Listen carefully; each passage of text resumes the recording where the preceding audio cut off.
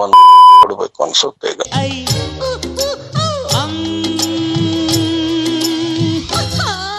ನಮಸ್ತೆ ವೀಕ್ಷಕರೇ, ಸಪ್ತಾಶ್ವ ಟಿವಿಗೆ ಸ್ವಾಗತ. ನಾನು ಶಮಿ ಶೆಟ್ಟಿ. ಈ ಹಿಂದೆ ಪೊಲೀಸ್ ಇಲಾಖೆಯಲ್ಲಿ ಆದಂತಹ ಹಲವಾರು ಅಕ್ರಮಗಳನ್ನ ನಿಮ್ಮ ಮುಂದೆ ಇಟ್ಟಿದ್ವಿ. ಅದರಲ್ಲೂ ಹೆಣ್ಣು ಮಕ್ಕಳ ವಿಚಾರದಲ್ಲಿ ಒಂದಿಷ್ಟು ಸ್ಟೇಷನ್ಗಳ ಕಾಮುಕರು ಈಗಾಗಲೇ ಸಸ್ಪೆಂಡ್ ಆಗಿ ಮನೆಯಲ್ಲಿ ಕೂರುವಂತಹ ಘಟನೆಗಳು ಕೂಡ ನಡೆದಿತ್ತು. ಆದ್ರೂ ಕೂಡ ನಮ್ಮ ಪೊಲೀಸ್ ಇಲಾಖೆ ಇನ್ನೂ ಸುಧಾರಣೆ ಆಗಿಲ್ಲ. ಹಾಗಾದ್ರೆ ಇಂತಹದೊಂದು ಘಟನೆಗಳು ಮತ್ತೆ ಮತ್ತೆ ಮರುಕಳಿಸ್ತಾ ಇದೆ ಅಂತಂದ್ರೆ ನಮ್ಮ ಗೃಹ ಇಲಾಖೆ ಏನ್ ಮಾಡ್ತಾ ಇದೆ ಅನ್ನೋ ಪ್ರಶ್ನೆ ಮೂಡುತ್ತೆ. ಹೌದು, ಇಂತಹದ್ದೇ ಒಂದು ಪ್ರಶ್ನೆ ಮೂಡುವಂತಹ ಘಟನೆ ಮತ್ತೊಮ್ಮೆ ಮರುಕಳಿಸಿದೆ. ಏನಪ್ಪಾ ಅಂತಂದ್ರೆ, ಮುದ್ದು ಬಂಗಾರು ಕಿಸ್ ಮೀ ಹಗ್ ಮೀ ಅಂತ ಲೇಡಿ ರೌಡಿ ಶೀಟರ್ಗೆ ಹಿಂದೆ ಬಿದ್ದಿದ್ದಾನೆ ಈ ಪೊಲೀಸ್ ಇನ್ಸ್ಪೆಕ್ಟರ್. ಕೋಣನಕೋಟೆ ಇನ್ಸ್ಪೆಕ್ಟರ್ ಪಾಪಣ್ಣ ವಿರುದ್ಧ ಲೇಡಿ ರೌಡಿ ಶೀಟರ್ ಯಶಸ್ವಿನಿ ದೂರು ದಾಖಲಿಸಿದ್ದಾರೆ. ಹೌದು,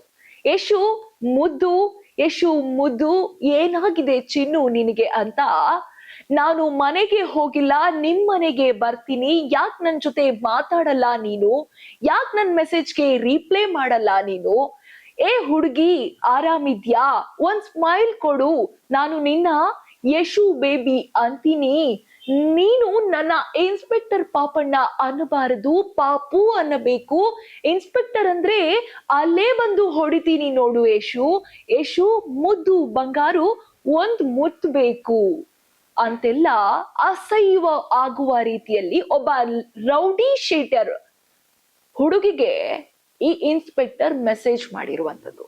ಹೌದು, ಆಕೆಗೆ ಕಾಲ್ ಮಾಡುವಂಥದ್ದು, ಆಕೆಗೆ ಮೆಸೇಜ್ ಮಾಡುವಂಥದ್ದು, ಸಿಗು, ಮೀಟ್ ಮಾಡು, ನನ್ನ ಜೊತೆ ಚೆನ್ನಾಗಿ ಮಾತಾಡು, ನನ್ನನ್ನ ಮುದ್ದಾಗಿ ಮಾತಾಡ್ಸು, ಹಾಗೆ ಆಕೆಯನ್ನ ಚಿನ್ನು ಮುದ್ದು ಅಂತೆಲ್ಲ ಹೇಳಿ ಅಸಹ್ಯ ಅನ್ನಿಸುವ ರೀತಿಯಲ್ಲಿ ಒಬ್ಬ ಬಾಯ್ ಫ್ರೆಂಡ್ ಅಥವಾ ಗಂಡ ಯಾವ ರೀತಿಯಾಗಿ ಮಾತನಾಡಿಸ್ತಾನೆ ಆ ರೀತಿಯಾಗಿ ಮಾತನಾಡಿಸುವಂತಹ ಕೆಲಸ ಆ ಕಾಮುಕ ಇನ್ಸ್ಪೆಕ್ಟರ್ ಮಾಡಿರುವಂತದ್ದು. ಹಗ್ ಮೀ ಕಿಸ್ ಮೀ ಅಂತ ರೌಡಿ ಬೇಬಿ ಹಿಂದೆ ಬಿದ್ರ ಪೊಲೀಸ್ ಇನ್ಸ್ಪೆಕ್ಟರ್ ಅನ್ನೋ ಕ್ವಶನ್ ಮೂಡ್ತಾ ಇದೆ. ಅದು ಕೋಣನಕುಂಟೆ ಇನ್ಸ್ಪೆಕ್ಟರ್ ಪಾಪಣ್ಣ ವಿರುದ್ಧ ಕಮಿಷನರ್ಗೆ ದೂರು ದಾಖಲಾಗಿದೆ. ಯಾವುದೋ ಸ್ಟೇಷನ್ ಅಲ್ಲಿ ದೂರು ದಾಖಲಾಗಿರುವಂತದ್ದಲ್ಲ.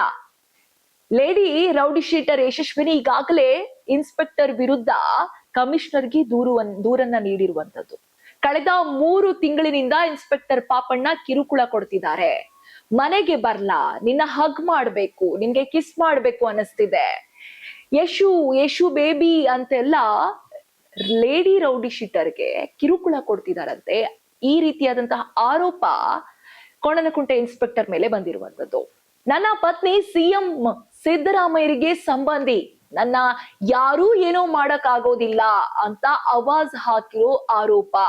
ಸದ್ಯ ಇನ್ಸ್ಪೆಕ್ಟರ್ ಪಾಪಣ್ಣ ಮಾಡಿರೋ ಆಡಿಯೋ ಕೂಡ ವಾಟ್ಸಪ್ ಚಾಟ್ ಸಮೇತ ಪೊಲೀಸ್ ಕಮಿಷನರ್ಗೆ ದೂರನ್ನ ದಾಖಲಿಸಿದ್ದಾರೆ ಈ ಲೇಡಿ ರೌಡಿ ಶೀಟರ್. 2017ರಲ್ಲಿ ಬಸವನಗುಡಿ ಪೊಲೀಸ್ ಇನ್ಸ್ಪೆಕ್ಟರ್ ಆಗಿದ್ದ ಪಾಪಣ್ಣ, ಬಸವನಗುಡಿ ಠಾಣೆ ರೌಡಿ ಶೀಟರ್ ಆಗಿದ್ದ ಯಶಸ್ವಿನಿ ನಂಬರ್ ಪಡೆದು ಮೆಸೇಜ್ ಕಾಲ್ ಮಾಡ್ತಿದ್ರಂತೆ ಈ ಇನ್ಸ್ಪೆಕ್ಟರ್ ಪಾಪಣ್ಣ.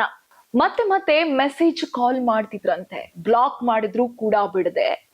ಮತ್ತೆ ಬೇರೆ ನಂಬರ್ಗಳಿಂದ ಮೆಸೇಜ್ ಮಾಡೋದು, ಬೇರೆ ನಂಬರ್ ಇಂದ ಕಾಲ್ ಮಾಡುವಂಥದ್ದು ಅವಾಯ್ಡ್ ಮಾಡಿದ್ರು ಕೂಡ ಹಲವಾರು ಬಾರಿ ಟಾರ್ಚರ್ ಇಡ್ತಾ ಇದ್ರಂತೆ ಈ ಪೊಲೀಸ್ ಇನ್ಸ್ಪೆಕ್ಟರ್. ಅದರಲ್ಲೂ ಬೇರೆ ನಾರ್ಮಲ್ ಹೆಣ್ಣು ಮಕ್ಕಳಿಗಲ್ಲ, ಒಬ್ಬ ರೌಡಿ ಶೀಟರ್ಗೆ ಈ ರೀತಿ ಮಾಡ್ತಾರೆ ಅಂತಂದ್ರೆ ಇನ್ನು ಬೇರೆಯವರ ಗತಿ ಏನು ಅನ್ನುವಂತಹ ಪ್ರಶ್ನೆ ಮೂಡಬಹುದು ಇಂತಹದೊಂದು ಘಟನೆ ನಡೆದಾಗ. ರೌಡಿ ಶೀಟರ್ ಯಶಸ್ವಿನಿ ಕೋಣನಕುಂಟೆ ನಿವಾಸಿಯಾಗಿದ್ರು. ಸದ್ಯ ಕೋಣನಕುಂಟೆ ಇನ್ಸ್ಪೆಕ್ಟರ್ ಆಗಿರುವ inspector Papanna mobile number block ಮಾಡಿದ್ರು ಕೂಡ ಬೇರೆ ಬೇರೆ ಮೊಬೈಲ್ ಸಂಖ್ಯೆಯಿಂದ ಕರೆ ಮಾಡಿ ಕಿರುಕುಳ ನೀಡ್ತಾ ಇದ್ರು. ಲೇಡಿ ರೌಡಿ ಶೀಟರ್ ಯಶಸ್ವಿನಿ ಪತಿ ಮಹೇಶ್ ಕೂಡ ರೌಡಿ ಶೀಟರೇ.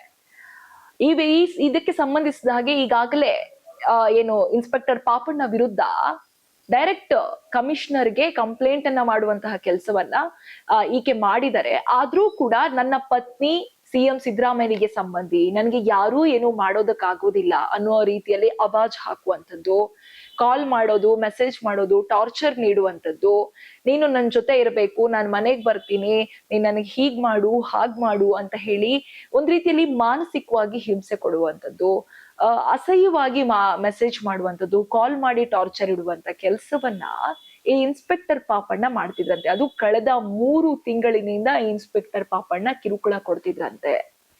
ಈಗ ಮತ್ತೆ ಅದನ್ನ ಟಾರ್ಚರ್ ಅನ್ನ ಕಂಟಿನ್ಯೂ ಆಗ್ಬಾರ್ದು, ತಡ್ಕೊಳಕ್ ಆಗಲ್ಲ ಅಂತ ಹೇಳಿ ಈಗ ಪೊಲೀಸ್ ಕಮಿಷನರ್ ಆಫೀಸ್ ನ ಮೆಟ್ಟಿಲೇರುವಂತಹ ಕೆಲಸವನ್ನ ರೌಡಿ ಶೀಟರ್ ಯಶಸ್ವಿನಿ ಅವರು ಮಾಡಿರುವಂತದ್ದು. ಹಾಗಾದ್ರೆ ಒಂದು ಪ್ರಶ್ನೆ ಮೂಡುತ್ತೆ, ಪೊಲೀಸ್ ಇಲಾಖೆ ಆರಕ್ಷಕ ಅಂತ ಏನ್ ಕರೀತಾರೆ, ರಕ್ಷಣೆ ನೀಡಬೇಕಾದವರೇ ಇಂತಹದ ಕೃತ್ಯಗಳಲ್ಲಿ ಪದೇ ಪದೇ ಭಾಗಿಯಾಗ್ತಾ ಇರೋ ವಿಚಾರ ಹೊರಗೆ ಬರ್ತಾ ಇದೆ ಅಂದ್ರೆ, ಹಾಗಾದ್ರೆ ರಕ್ಷಣೆ ಎಲ್ಲಿದೆ? ರಕ್ಷಣೆ ಯಾರು ನೀಡ್ತಾರೆ? ಪೊಲೀಸ್ ಇನ್ಸ್ಪೆಕ್ಟರ್ಗಳು ಠಾಣೆಗೆ ಹೋದಾಗ ಈ ರೀತಿ ಮಾಡ್ತಾರೆ, ಅಥವಾ ಫೋನ್ಗಳ ಮೂಲಕ ಮೆಸೇಜ್ ಕಾಲ್ಗಳ ಮೂಲಕ ಈ ರೀತಿಯಾದಂತಹ ಮಾನಸಿಕ ಹಿಂಸೆ ಕೊಡ್ತಾ ಹೋಗ್ತಾರೆ ಅಂತ ಅಂದ್ರೆ, ಹಾಗಾದ್ರೆ ನಾವ್ ಏನ್ ಮಾಡ್ಬೇಕು? ಯಾರ ಹತ್ರ ಹೋಗಿ ದೂರನ್ನ ದಾಖಲಿಸ್ಬೇಕು? ಇಂಥದ್ದೊಂದು ಘಟನೆ ಆದಾಗ ನಾವ್ ಯಾರ ಹತ್ರ ಹೋಗ್ಬೇಕು? ಇವ್ರುಗಳೇ ಈ ರೀತಿ ಮಾಡುವಾಗ ನಮ್ಗೆ ರಕ್ಷಣೆ ಎಲ್ಲಿದೆ ಅನ್ನುವಂತಹ ಪ್ರಶ್ನೆ ಹಲವಾರು ಮನಸ್ಸುಗಳಲ್ಲಿ, ಹಲವಾರು ತಲೆಗಳಲ್ಲಿ ಯೋಚನೆ ಬರೋದಂತೂ ಖಚಿತ. ಅದರಲ್ಲೂ ನಾನು ಸಿದ್ದರಾಮಯ್ಯ ಅವರ ರಿಲೇಟಿವ್, ನನ್ನ ಹೆಂಡತಿ ಸಿದ್ದರಾಮಯ್ಯ ಅವರ ರಿಲೇಟಿವ್, ನಾನು ಸಿಎಂಗೆ ಸಂಬಂಧಿ, ನನ್ಗೇನೂ ಮಾಡೋದಕ್ಕಾಗಲ್ಲ ಅನ್ನುವ ಭಂಡ ಧೈರ್ಯವನ್ನ ತೋರಿಸ್ತಾರೆ ಅಂತಂದ್ರೆ, ಸರ್ಕಾರವು ಇದಕ್ಕೆ ಕುಮ್ಮಕ್ ಕೊಡ್ತಾ ಇದೆಯಾ? ಮಂತ್ರಿಗಳು ಇದಕ್ಕೆ ಕುಮ್ಮಕ್ ಕೊಡ್ತಾ ಇದ್ದಾರಾ? ಈ ಬಗ್ಗೆ ಯಾವುದೇ ರೀತಿಯಾದಂತಹ ಗಮನ ಗೃಹ ಸಚಿವರಿಗಿಲ್ವಾ? ಅಥವಾ ಸರ್ಕಾರ ಇಂತಹ ಸ್ಟೇಷನ್ಗಳಲ್ಲಿ ಇದೇ ಪದೇ ಪದೇ ಇನ್ಸ್ಪೆಕ್ಟರ್ಗಳ ಅಥವಾ ಪೊಲೀಸ್ ಇಲಾಖೆಯಲ್ಲಿ ಇಂತಹದೊಂದು ಘಟನೆ ನಡೀತಾ ಇರುತ್ತೆ ಅಂತಂದ್ರೆ ಸರ್ಕಾರ ಇದ್ರ ಬಗ್ಗೆ ಗಮನ ಹರಿಸ್ತಿಲ್ವಾ ಅನ್ನೋ ಪ್ರಶ್ನೆ ಮೂಡುತ್ತೆ. ಸದ್ಯ ಈಗಾಗಲೇ ಕಮಿಷನರ್ ಬಳಿ ದೂರು ದಾಖಲಾಗಿದೆ. ಮುಂದಿನ ದಿನಗಳಲ್ಲಿ ಇನ್ಸ್ಪೆಕ್ಟರ್ ಪಾಪಣ್ಣ ಅವರ ಮೇಲೆ ಯಾವ ರೀತಿಯಾದಂತಹ ಕ್ರಮ ಕೈಗೊಳ್ಳುತ್ತಾರೆ, ಮತ್ತೆ ಪೊಲೀಸ್ ಇಲಾಖೆಯಲ್ಲಿ ಇಂತಹದೊಂದು ಘಟನೆ ನಡೆಯೋದಕ್ಕೆ ಅವಕಾಶ ಮುಂದೇನೂ ಸಿಗತ್ತಾ? ಕಾದು ನೋಡೋಣ. ಇದು ಇವತ್ತಿನ ವಿಶೇಷ. ಇನ್ನಷ್ಟು ಅಪ್ಡೇಟ್ಸ್ಗಾಗಿ ನೋಡ್ತಾ ಇರಿ ಸಪ್ತಾಶ್ವ ಟಿವಿ.